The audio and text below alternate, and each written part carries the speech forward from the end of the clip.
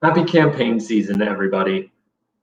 This is an interesting time of year because, like you might be seeing a lot of positive and negative things about candidates in upcoming races. Today, I wanted to cover one of the most disingenuous things that happens in politics, particularly push polling, independent expenditures, and attack ads.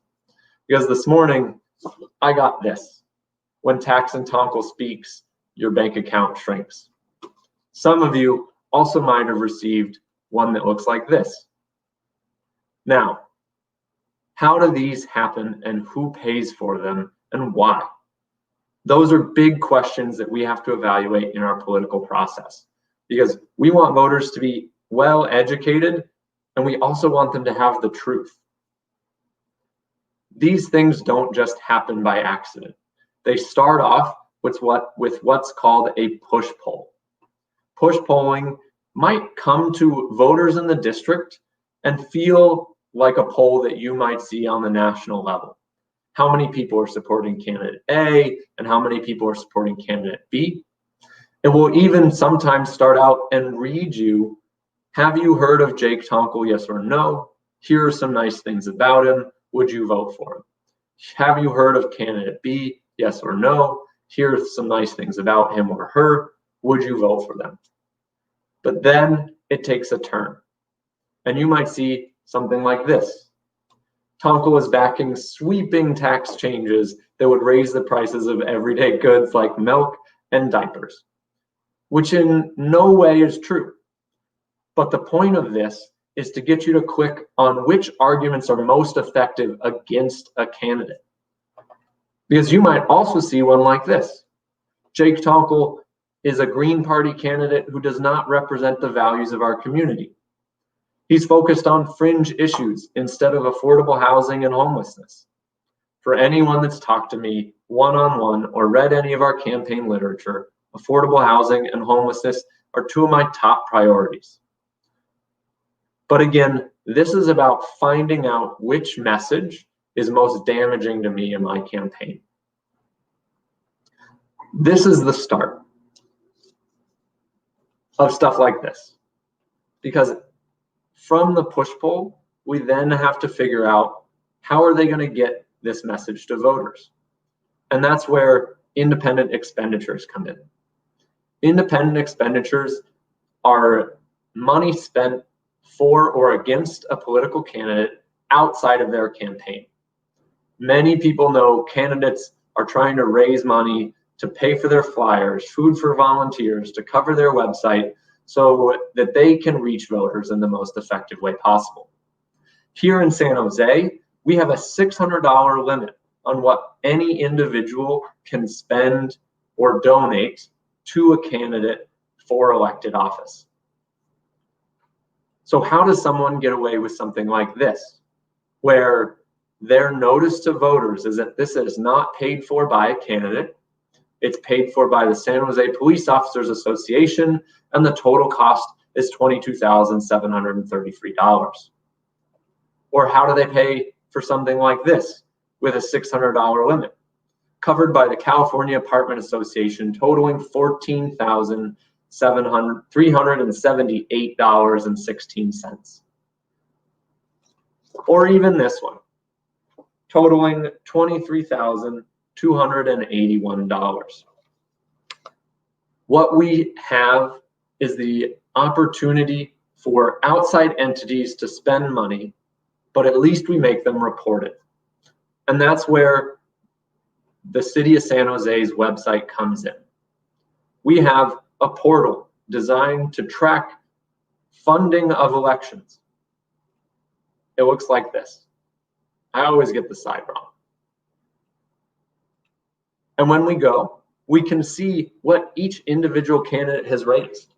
Whether you're in District 4 or in District 6, you can come in and click on the forms that exist and see who has donated to what campaign, how much they donated, what their job is, and where they're from. But we also have other entities. In this case, we see the San Jose Firefighters Political Action Committee and the Silicon Valley Organization Political Action Committee. and they tell stories about what their motivation might be for our community. We can go in and open up the San Jose Firefighters Political Action Committee and click on their 460 form. This is their most recent one from June to the middle of September. And it's, pardon me, from July to the middle of September. And you can see exactly how much money was raised, if they spent money, what did they spend it on, and who donated to make that spending possible. Here we've seen $32,118 donated from the beginning of July to the middle of September. And then we scroll down, and we can see that this individual San Jose firefighter donated $47.60 over the course of those 2.5 months. The next page, another San Jose firefighter, $47.60. Third page, fourth page, and so on. This goes on and on within this pack, and it tells us a story. Firefighters are willing to donate some of their money to make sure that their voice is heard in the political process. I will leave it up to you whether independent expenditures as a whole are positive or negative, but it's important for every voter to know the difference. Because as we go into the Silicon Valley organization, formerly San Jose Chamber of Commerce, we do see a slightly different story. One, we can see that they raised, and I'm missing the page, some amount of money. I might have clicked on the wrong form, but we can see that they spent $13,875 on research and polling. That's how we can know where these polls might come from, when they affect our voters, and what the motivation is behind them. But then we also have to take a look at what money is being raised. This PAC had a $5,000 donation from Coca-Cola. That's way and above the $600 donation limit to any one candidate. We can also see that Health Plus Services, JP DiNapoli, the Sobrato organization, all donated thousands of dollars. Specifically, we can see that the California Real Estate PAC threw $50,000 into this campaign.